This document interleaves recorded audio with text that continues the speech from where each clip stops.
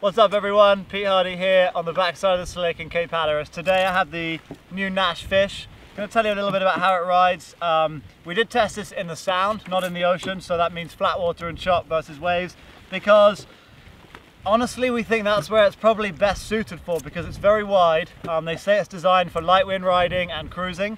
It will be fun in small mushy waves, but we tested it here because it's a more predictable environment, easy for us to really get a good feel for it. So this is the second time I rode it. The first time I rode it in more beefy wind. It was probably kind of mid-20s, and I had a good time on it. It was fun. It's easy to kind of do the pop and chop tricks. It is pretty wide and pretty thick, so it's not perhaps as easy as something that's really narrow, but you can do it. And it's, most of all, the biggest thing I noticed in that last session was that it's a really stable platform.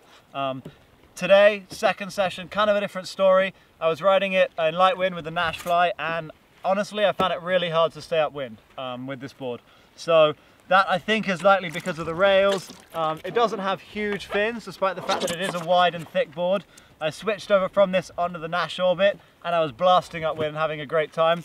Back on this, I was kind of slogging around, really struggling a little bit. So that was my experience with it. I would say, although it's marketed towards the light wind, don't look at it so much there. Perhaps it's more of like a good wind, but you want to just have a blast and ride strapless. The biggest pro of this board, definitely, is that it is an amazingly stable platform. So anybody that wants to learn to jibe and switch their feet and do little strapless airs and just have a blast and ride a directional, if you like, this is the one for you. I also think it would be really fun in small waves. I'm looking forward to testing it in there. We'll let you know how that goes as well. So that's the Naish Fish.